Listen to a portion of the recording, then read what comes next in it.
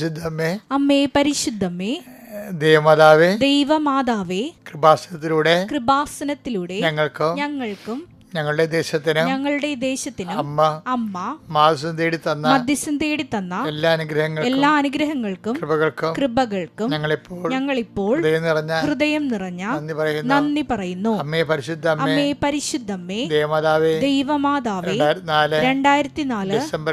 December 7 ഉച്ചകഴിഞ്ഞ് 2:30 കൃപാസനത്തിൽ സംഭവിച്ച അമ്മയുടെ പ്രത്യക്ഷപ്പെടലിനെ കുറിച്ച് തിരുസഭയ്ക്ക് സമർപ്പിച്ചിരിക്കുന്ന പഠനരേഖകളുടെ മേൽ സഭാത്മകമായ പഠനം ആരംഭിക്കുവാൻ ഞങ്ങൾ അങ്ങയോട് താഴ്മയോടെ പ്രാർത്ഥിക്കുന്നു. അമ്മേ പരിശുദ്ധമ്മേ, ഭൂസ്വർലോകങ്ങളുടെ രാജ്ഞിയായ അങ്ങയ്ക്ക് ഭൗമസംരക്ഷണത്തിനായി പ്രപഞ്ച പ്രകൃതിയെ തന്നെ തിരുസഭ പ്രതിഷ്ഠിക്കുവാൻ ഈ പ്രത്യക്ഷീകരണം വഴി ഇടയാക്കണമേ.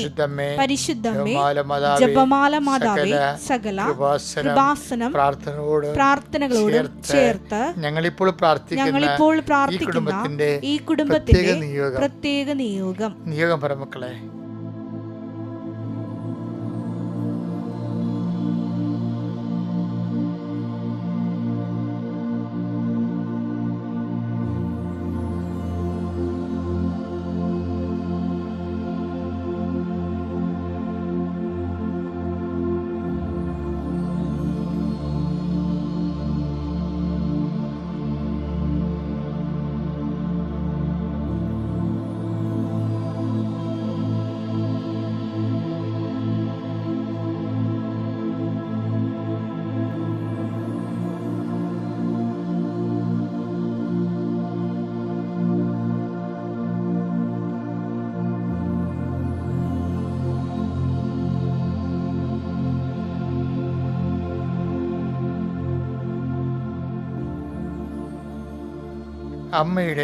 അമ്മയുടെ പ്രത്യക്ഷീകരണത്തിന്റെ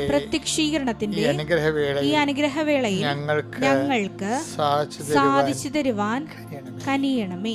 ആമേൻ. വിശ്വാസ പ്രമാണം. സർവശക്തനായ പിതാവും ആകാശത്തിന്റെയും ഭൂമിയുടെയും സൃഷ്ടാവുമായ ദൈവത്തിൽ ഞാൻ വിശ്വസിക്കുന്നു. അവിടുത്തെ ഏകപുത്രനും ഞങ്ങളുടെ കർത്താവുമായ ഈശോമിശിഹായിലും ഞാൻ വിശ്വസിക്കുന്നു.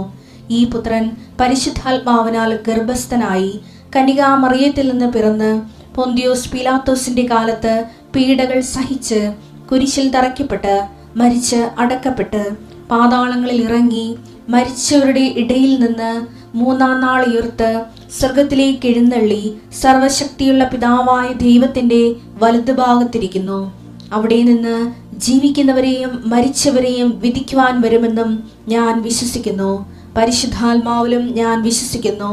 വിശുദ്ധ കത്തോലിക്കാ സഭയിലും പുണ്യവാന്മാരുടെ ഐക്യത്തിലും പാപങ്ങളുടെ മോചനത്തിലും ശരീരത്തിന്റെ ഉയർപ്പിലും നിത്യമായ ജീവിതത്തിലും ഞാൻ വിശ്വസിക്കുന്നു. ആമേൻ. സ്വർഗ്ഗസ്ഥനായ ഞങ്ങളുടെ പിതാവേ, അങ്ങയുടെ നാമം പൂജിതമാകണമേ. അങ്ങയുടെ രാജ്യം വരണമേ. അങ്ങയുടെ തിരുമനസ് സ്വർഗത്തിലെ പോലെ ഭൂമിയിലും ആകണമേ. അന്നു വേണ്ടുന്ന ആഹാരം ഇന്ന് ഞങ്ങൾക്ക് തരണമേ. ഞങ്ങളോട് തെറ്റ് ചെയ്യുന്നവരോട് ഞങ്ങൾ ക്ഷമിക്കുന്നത് പോലെ ഞങ്ങളുടെ തെറ്റുകൾ ഞങ്ങളോടും ക്ഷമിക്കണമേ. ഞങ്ങളെ പ്രലോഭനത്തിൽ ഉൾപ്പെടുത്തരുതേ, തിന്മയിൽ ഞങ്ങൾ രക്ഷിക്കണമേ. ആമേൻ. നന്മ നിറഞ്ഞ മറിയമേ, സ്വസ്തി. കർത്താവ് അങ്ങയുടെ കൂടെ സ്ത്രീകളിൽ അങ്ങ് അനുഗ്രഹിക്കപ്പെട്ടവളാകുന്നു. അങ്ങയുടെ ഉദരത്തിൻ ഫലമായി ഈശോ അനുഗ്രഹിക്കപ്പെട്ടവനാകുന്നു. പരിശുദ്ധ മറിയമേ, തമ്പുരാന്റെ അമ്മേ, പാപികളായ ഞങ്ങൾക്ക് വേണ്ടി ഇപ്പോഴും ഞങ്ങളുടെ മരണസമയത്തും തമ്പുരാനോട് അപേക്ഷിക്കണമേ. ആമേൻ. എൻ്റെ പ്രിയപ്പെട്ടവരെ, മാർച്ച് 22 ശനിയാഴ്ചയാണ്. കർത്താവിൻ്റെ സന്നിധിയിൽ നമ്മൾ നമ്മുടെ ജീവിതം തുടങ്ങുകയാണ്. കർത്താവെ, നിൻ്റെ വിശുദ്ധ പൗരോഹിത്യത്തെ മഹത്വപ്പെടുത്തണമേ. കർത്താവെ, സഭയിലുള്ള സാന്നിധ്യം പ്രകടമാക്കണമേ.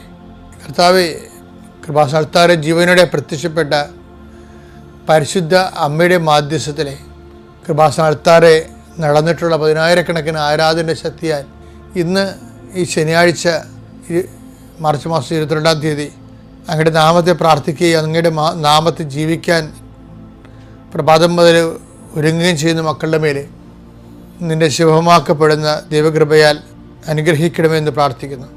കർത്താവെ, ജീവിതത്തിന് വരുന്നിട്ടുള്ള അബദ്ധങ്ങൾ പലതരത്തിലുള്ള അബദ്ധങ്ങൾ വരും. ചില സമയത്ത് ഒപ്പിട്ട് കൊടുക്കും, പക്ഷെ നമുക്കത് പാലിക്കാൻ പറ്റാതെ വരും. ചില സമയത്ത് ചില തീരുമാനങ്ങൾ എടുക്കും, പകുതി വഴി എത്തും, പക്ഷെ നമുക്ക് മുഴുമിക്കാൻ പറ്റാതെ വരും. ചിലപ്പോൾ ആരെയും മുഷിപ്പിക്കണ്ടല്ലോ എന്ന് വിചാരിച്ചുകൊണ്ട് നമ്മൾ ഓരോരോ കാര്യത്തിന് ഒത്താശ ചെയ്യും.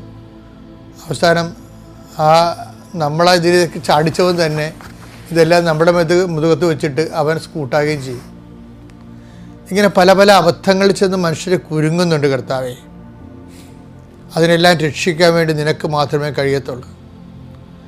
മനുഷ്യന്മാരുടെ ഉപദേശം, എല്ലാത്തിനും വേണ്ടി മനുഷ്യന്മാരുടെ ഉപദേശവും മനുഷ്യനെ ദൈവമായി കണ്ടുകൊണ്ട് നിങ്ങൾ പറഞ്ഞാൽ എനിക്ക് ദൈവം പറയണ പോലെയാണെന്നുള്ള പൊട്ടവാക്കുകളും പേവാക്കുകളും വിഡ്ഢിയായ മനുഷ്യൻ കെട്ടിയെഴുന്നള്ളിക്കുമ്പോഴേ ഓർക്കുക, യഥാർത്ഥ ദൈവത്തെയാണ് നിങ്ങൾക്ക് നഷ്ടപ്പെടുന്നതെന്ന്.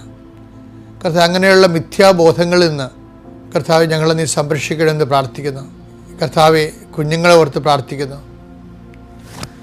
ലഹരിക്കടിപ്പെട്ട മക്കളെ ഓർത്ത് പ്രാർത്ഥിക്കുന്നു. അവരുടെ മാതാപിതാക്കന്മാരെ ഓർത്ത് പ്രാർത്ഥിക്കുന്നു.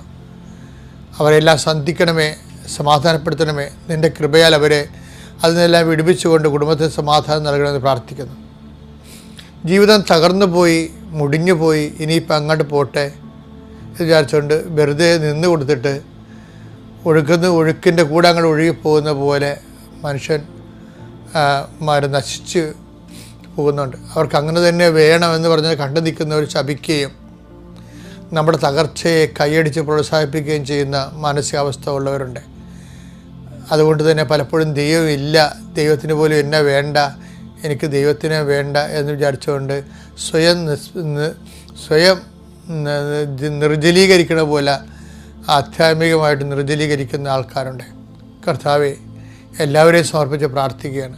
ഒരു കുടുംബത്തിന് വന്നിരിക്കുന്ന അബദ്ധം, വന്നിരിക്കുന്ന പെട്ടുപോയ അവസ്ഥകൾ, അതെങ്ങനെയാണ് അവരുടെ കയ്യിരിപ്പ് കൊണ്ടാണെന്നൊക്കെ അവർക്ക് പശ്ചാത്താപം ഉണ്ടെങ്കിലും പക്ഷേ അതേസമയം ഇതിന് കരകയറാനുള്ള മാർഗമൊന്നും കാണുന്നില്ല. സാമ്പത്തികമായി കരകയറാൻ മാർഗം കാണുന്നില്ല. പല പല മരുന്നുകളും പല പല ലഹരി വിഷവസ്തുക്കളൊക്കെ കഴിച്ചിട്ട് ശരീരം പോയി നഷ്ടപ്പെട്ടിട്ട് ആ രോഗങ്ങളിൽ നിന്ന് കരകയറാൻ പറ്റണില്ല. ഇങ്ങനെ സ്വന്തം കഴിവിനെ കരകയറാൻ പറ്റാത്ത മക്കളെ സമർപ്പിച്ച് പ്രാർത്ഥിക്കുന്നു. ചില കൂട്ടുകെട്ടുകളിൽ ചെന്ന് അകപ്പെട്ടു, ചില ലൈംഗിക ബന്ധങ്ങളിൽ ചെന്ന് അകപ്പെട്ടു, പിന്നെ രക്ഷപ്പെടാൻ പറ്റുന്നില്ല. എന്നാൽ പിന്നെ മരണം വരെ ഇങ്ങനെ പോട്ടെ എന്ന് പറയുമ്പോൾ അങ്ങോട്ടും ഇങ്ങോട്ടും ആത്മഹത്യ ഭീഷണിയും അങ്ങോട്ടും ഇങ്ങോട്ടും കൊലപാതക ഭീഷണിയും അങ്ങനെ ചെന്ന് ചുഴിയിലകപ്പെട്ടു പോയ കുടുംബങ്ങൾ, അവരെ നീ കർത്താവ്, അമ്മേ, പരിശുദ്ധമ്മേ, ദേവമാതാവേ, ഈ പ്രാർത്ഥനയുടെ ശക്തിയാൽ ജീവിതം ഒടുങ്ങിപ്പോയവരെ, പോസ്കോ കേസ് അകപ്പെട്ടവരെ, അല്ലെങ്കിൽ ഞാൻ തെറ്റ് ചെയ്യാതെ തന്നെ എന്നെ ശിക്ഷിച്ചു, എന്നാൽ തെറ്റ് ചെയ്തിട്ട് കാര്യം എന്ന് പറഞ്ഞുകൊണ്ട് ഒരു ശിക്ഷ മേടിച്ചതിൻ്റെ പേരിൽ പുതിയ പുതിയ തെറ്റുകൾ ആവർത്തിച്ച് നിരാശപ്പെട്ട് വീണ്ടും തെറ്റിൽ തന്നെ മെഴുകി ജീവിക്കുന്നവരുണ്ട്. അവരെല്ലാവരും ഇപ്പോൾ സമർപ്പിച്ച് പ്രാർത്ഥിക്കുന്നു. എൻ്റെ കർത്താവിൻ്റെ ഉന്നതമായ നാമത്തിൽ സഭയുടെ അധികാരത്തിൽ പുതിയ സംരംഭത്തിന് വേണ്ടി ഒരുങ്ങുന്നവരെ ആശീർവദിക്കുന്നു. പുതിയ പഠനങ്ങൾക്ക് ഒരുങ്ങുന്നവരെ ആശീർവദിക്കുന്നു. പുതിയ യാത്ര ചെയ്യാൻ ഉദ്യമിക്കുന്നവരെ ആശീർവദിക്കുന്നു. പുതിയ ജീവിത രീതികളും പ്ലാനുകളും പദ്ധതികളും നടപ്പിൽ വരുത്താൻ വേണ്ടി പരിശ്രമിക്കുന്നവരെ ആശീർവദിക്കുന്നു. അവർ ചെയ്യുന്ന കാര്യങ്ങൾ അവർക്ക് അബദ്ധമാണെങ്കിൽ അതിനെ പിന്തിരിയാൻ വേണ്ടി പ്രാർത്ഥിക്കുന്നു. ദൈവത്തിൻ്റെ കൃപയാൽ അനുഗ്രഹിക്കപ്പെടട്ടെ.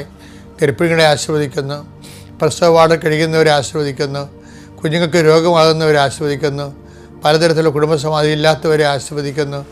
ഭർത്താവും ഭാര്യയും പിരിഞ്ഞു നിൽക്കുന്നവരെ ആശീർവദിക്കുന്നു. കർത്താവിൻ്റെ കരുണ അവർക്ക് ആവശ്യിക്കുകയും ഒരുമിച്ച് ജീവിക്കാൻ അവർ സഹായിക്കുകയും ചെയ്യട്ടെ.